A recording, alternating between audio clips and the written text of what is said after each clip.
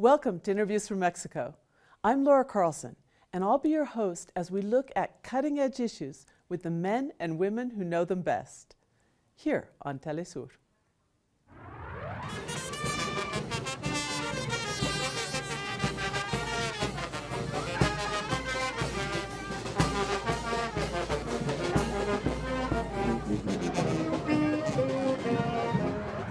Mexico's indigenous communities have a strong sense of place that binds their history, their cultures, their spiritual practices. So what happens when Mexican indigenous people have to leave and migrate to the United States, as thousands do every year? It turns out that for decades, Mexico's indigenous communities have been creating and recreating their communities of origin in their new communities. In the process, they've found new ways to build identity.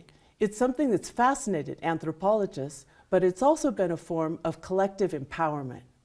To talk about this process, we're very pleased to have with us today Odilia Romero. Odilia, thank you for joining us on Interviews from Mexico. Thank you, Laura, for inviting me.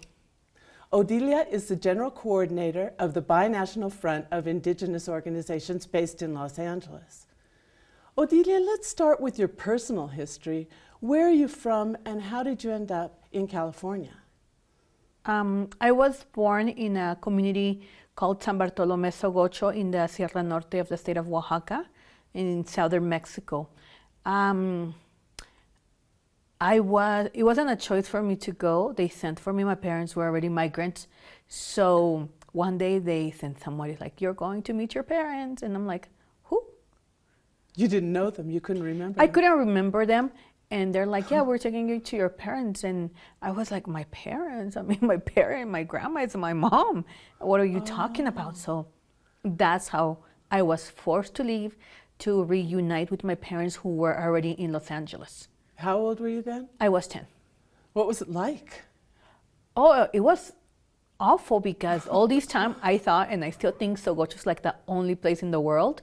And they would always say, "Oh, your parents, they're behind the mountain, they're behind the mountain."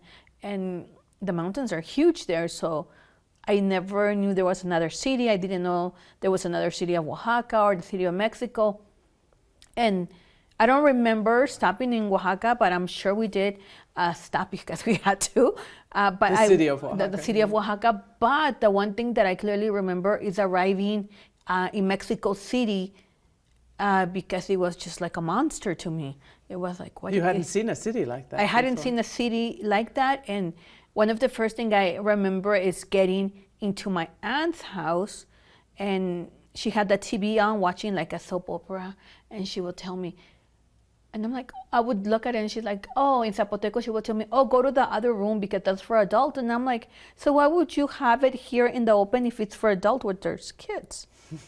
And you know, for me talking back, but if you're left back home alone, I mean, you talk back to a lot of persons and to a lot of people, to a lot of kids, and you actually duke it out with the boys and girls out there.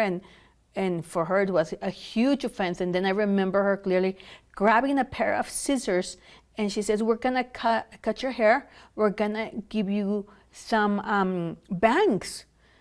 And in Zapoteco, she would say, "Concha vira maybe now kana ranch." So you don't look that Indian, basically, she told me. Oh. And she cut my hair. So that was very traumatic. So I think that's what I remember from Mexico City the first time. And then they took me to, what is this thing, that circle thing that goes around? The Ferris wheel? The Ferris wheel, which was a terrible experience. You hated it? I hated it. Then I hate it to this day because coming from a pueblo and getting into that, what is it, the Rueda de la Fortuna, the Ferris wheel, it was just like a scary thing. And I was like, who in the world puts themselves through this, right? And it was, so I traveled with my aunt, my dad's sister.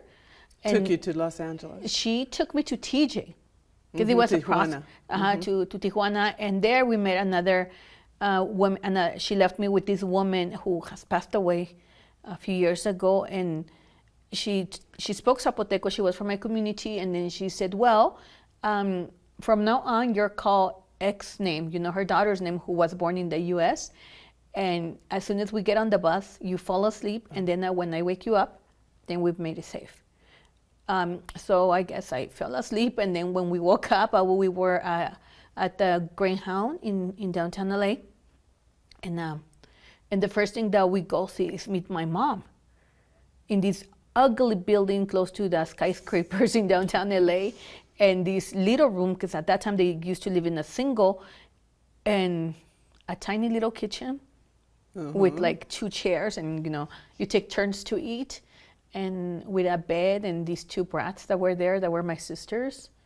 That you'd never known before? No, I didn't remember them, and my mom was like, "Oh, I'm your mom." I'm like, "No, you're not my mom."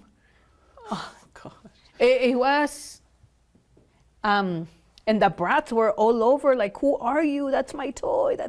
And I'm like, I call them the brats to this day. But that was traumatic. Yeah, that's how I ended up in LA. When you got to Los Angeles, were you also encouraged not to look or to act or to speak Indigenous? Well, my parents spoke Zapoteco at the very beginning with me, but then they're like, you have to learn English, you have to learn English, you have to learn Spanish. And they put me into an elementary school there. So English is really your second language and Spanish is your third language? Yes. I actually, how I learned Spanish was through the Frente, because at the beginning of the organization, the Binational Front of the Binational Front of Indigenous Organization. It gets complicated to pronounce it. And I remember when our first meetings in Mexico, they were like, "You sound pocha. You sound like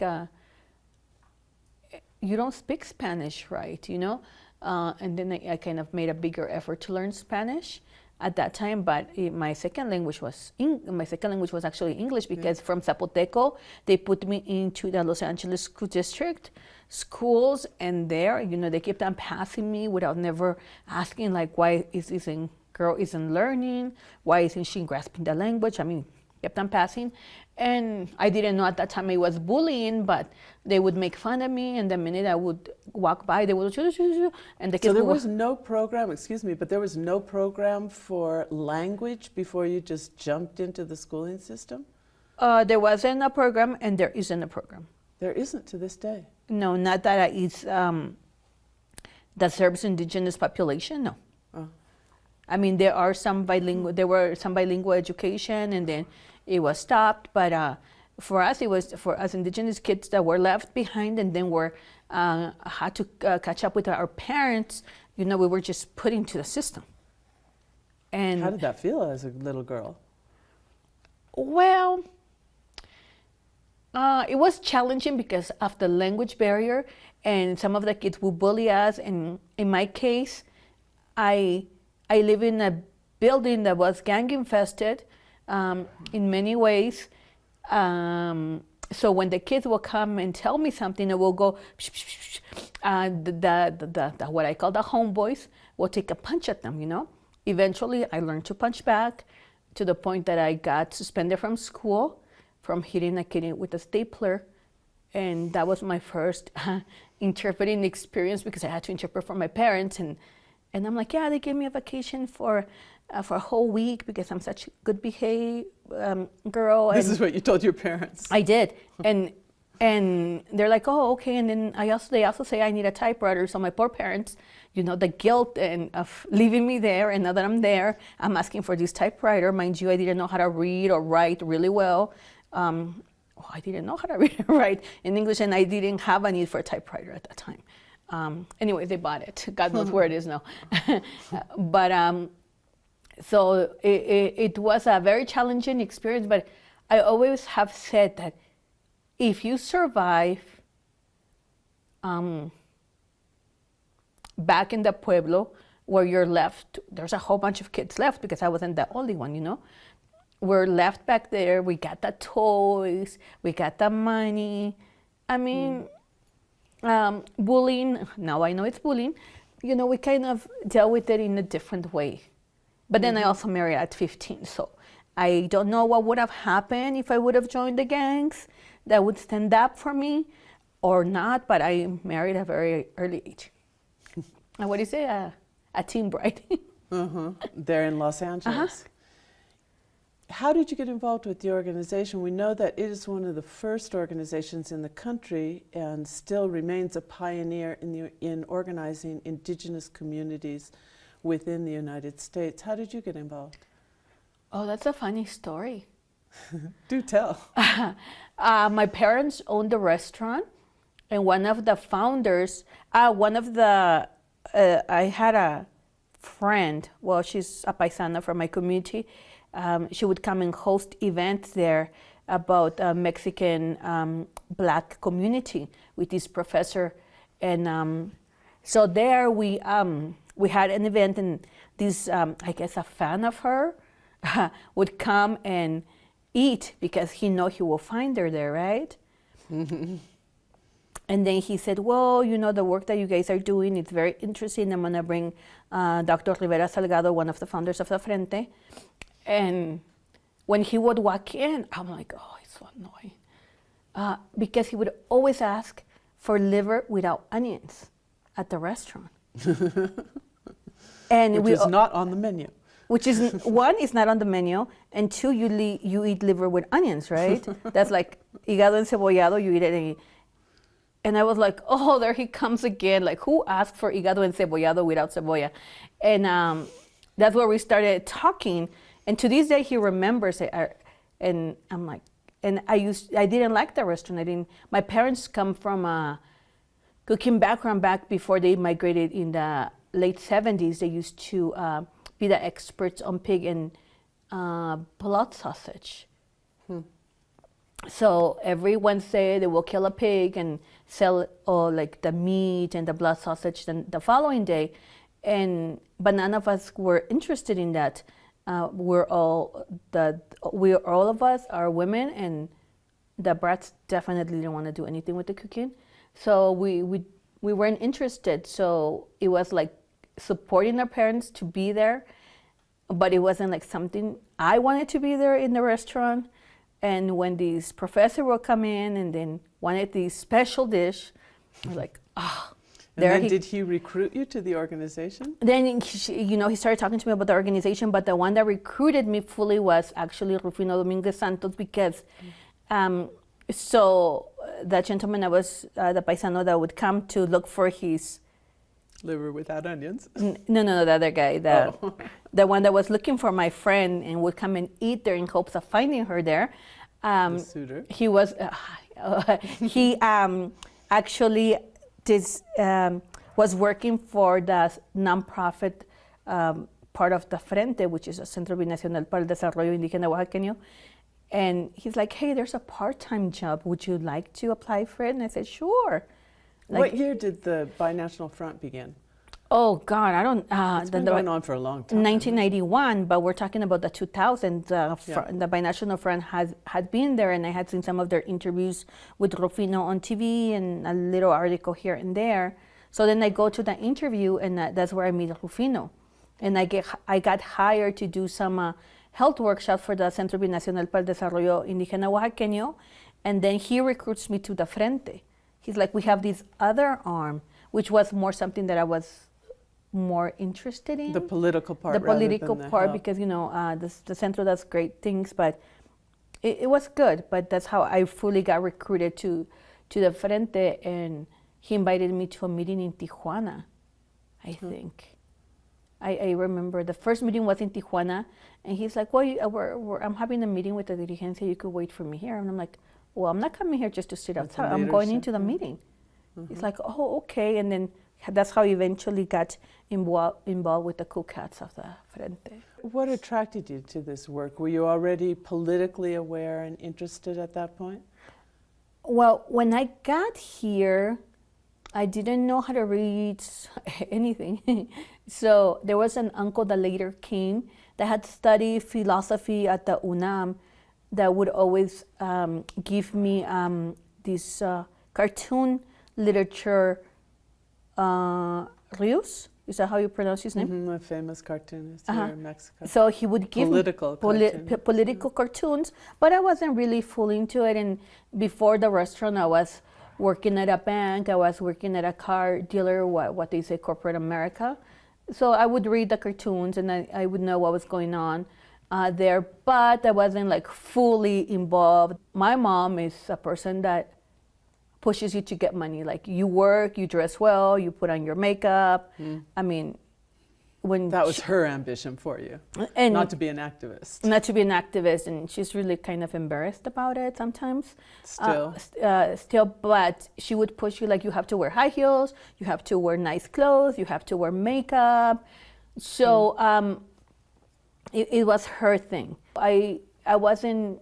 I was like doing something else. I was involved with my community, would go to the fiestas and would participate in that part, but I wasn't fully involved as an activist. Well, that's one of the interesting things about the Binational Front, that there are a lot of organizations, especially in California, throughout the United States, of Mexican migrants that are mostly socially oriented. They have the festivals, traditional festivals, and get together for social events and parties. But the Binational Front has some very specific political objectives: human rights, defense of migrant rights, self-determination. Can you describe the activities today of the Binational Front?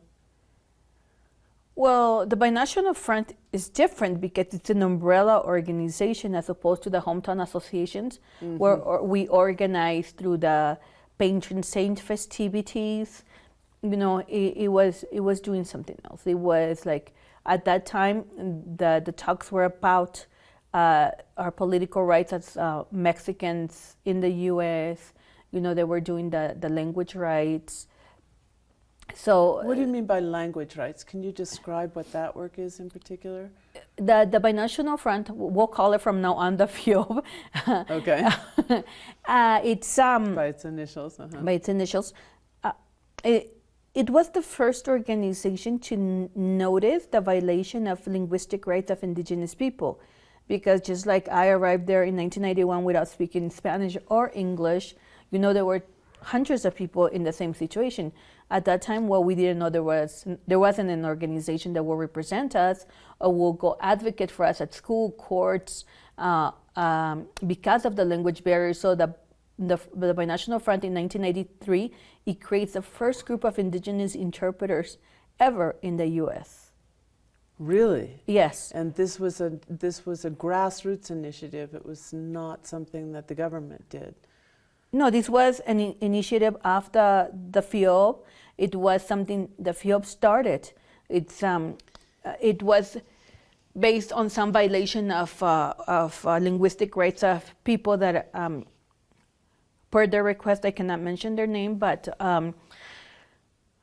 there were people being put into mental institution, kids taken away by the Department of Children and Services, because people assumed that these communities were speaking gibberish, because people thought... They thought they were insane because they were speaking Zapoteco, for example? Mixteco, Triqui, because other Mexicans did not know that they spoke a native language of Mexico. What appalling ignorance.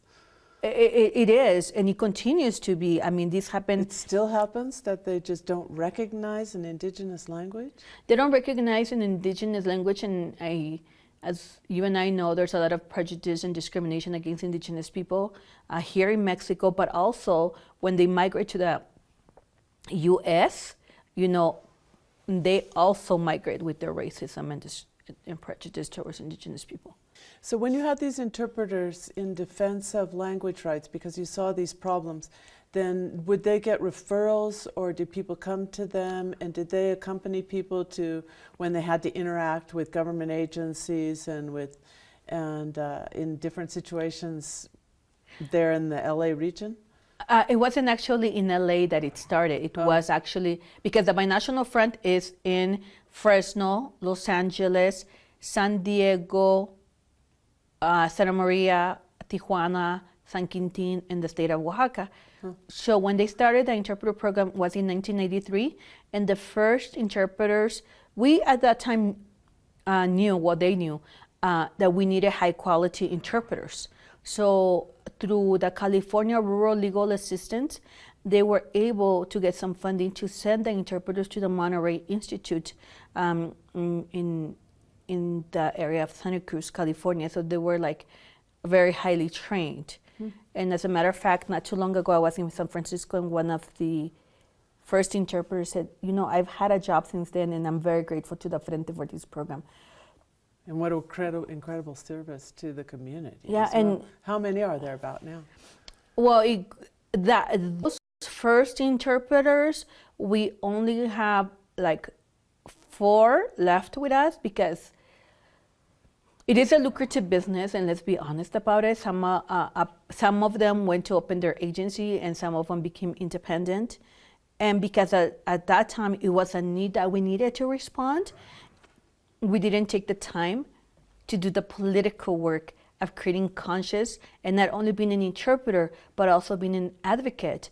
At that time, we learned the protocol of interpreting, like you interpret, you repeat, you don't advocate.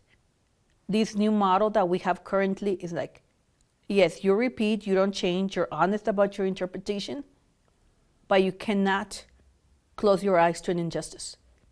If I'm interpreting, it's not just a technical job. It's not a technical job. You're representing rights as well as. So those are the things that have changed. But at that time, they began doing a lot of work educating people about the rights of requesting an interpreter, and the Frente got involved in pushing for the state of California to recognize that we have different languages in Mexico besides Spanish, and you know, now it's now does the state fund part of that then? No. It still doesn't. It's still grassroots. Yeah, yeah. In addition to the interpretation and language rights that we talked about, what other kinds of activities is FIOB involved in? FIOB is also involved in what the youth call politicizing our culture. That's a new term I learned from the young generation of FIOBs, about our literature conference that we have as Indigenous people in LA. We're on a 3rd official year. Before we came to the actual conference, we used to bring people that spoke Zapotec because it's part of our language revitalization and empowerment for our Indigenous community to be proud of who they are, to be proud of their language, and to continue speaking the language now that we live in the U.S. So at the beginning, we would bring people that would sing in Zapoteco. We would bring artists that write in Zapoteco. And now it's something like huge, you know, at the downtown Central Library, where in 2 days there's 600 people, but most of them are from the community. I don't want, I mean, I wouldn't say I don't mind having allies come to our event, but our ultimate goal is to empower our Indigenous communities because they are the ones that speak the language. They are the ones that will be motivated to continue the language if in LA. So now we would have never thought this would be happening, you know. When I started the Frente, I knew we could do great things. I didn't know how we're gonna go about it. And now that we have this literature conference at the most important space in downtown LA, for us, that's empowerment. And that's giving a whole voice to a community because people... And it creates visibility within the broader community as well as consolidating your own community there. Yes, but one of the other things is also, it sends a clear message that as Indigenous people, we're thinkers, we're writers, we are creators, and not just what they're used to seeing, oh yeah, come and dance to my festival. It's beyond that. And because this is run by the youth, you know, they are getting questioned. What academic is advising you? How did you come up with these great ideas? And they respond, it's our ideas. There's no academic advice. And so that kind of changes and people get kind of... it breaks stereotypes. It breaks stereotypes, but also it's good. It's really good because not only does it break stereotypes, but it makes people a little nervous. And it's okay to be nervous. You know, it's okay to be nervous. It challenges. And it challenges is like everything has come through academia, or your ideas are coming from academia. No, these are younger generation of Frente, the California part of the Frente, they're all young people. And speaking of challenging, you're the first general coordinator of the FIOB that's a woman, right? Was that a breakthrough for the organization? That's a huge breakthrough from the organization, but it didn't happen overnight. The Binational Front in 2006, we did I guess, soul searching. We could call it that, within the organization. And one of the things we did was, through the support of some academics, because sometimes you could work with them, when you set the rules, and this time we set the rules of what we wanted. We wanted to know how is it that we could improve in being more inclusive with women and youth. So we went to Baja, we went to Oaxaca, California, and at that time we had our first gender equity here in Mexico City during those years, where we had that conversation, a workshop with the leaders and founders of the Frente, and that was very intense. In what way? It was in what way? Because it's the first time. Did they feel threatened, or? After we're doing this workshop with the women, and they're like, this is what we want. We want to know about HIV because our husbands leave, and then they come back with these illnesses. But if we ask them for condoms, they're going to say, where do you learn that? So you need to learn the workshop with both of them in California and here. And when they come back, it's not that we learn this for another man. We'll have to learn because, they're coming back with some weird disease. They die of a flu. So these were the words of the women in these workshops. And so we had to, we had the workshops, we went to different areas of the Frente, and then we finally came with the first meeting saying, guess these are our results, but we had some workshops on equity, like women's rights, reproductive justice rights. And I don't know if they felt threatened. But it was a challenge. They were there, but at times they were crack jokes that were not appropriate. Yeah. And then we kept on moving forward, forward to the point that we are, but it took us a lot of work, and we started, we created a plan in 2006 on how this happened. And these ladies that were in that workshop back in the days, those are the ones that really defended the vote for me to get elected. There have been a lot of breakthroughs and challenges in the long history of the Binational Front of Indigenous Organizations to date. And now, as General Coordinator, what are your dreams for the organization and its members? One of my dreams for the organization is to have continuance. It is time for us who are older to take a step back and push the youth forward and really, really continue the work of women's empowerment and continue to fighting for what we have been fighting, because we're in the middle of a battle from in the US, our language rights, our cultural rights, the displacement, discrimination, we need to continue fighting for that. But here in the Mexico side, we need to fight for our water, for our land, against mining. So our organization needs to be at the forefront of these battles. Odilia Romero, thank you so much for joining us here on Interviews Laura. From Mexico. Thank you. And thank you. We'll be back next week on Interviews from Mexico.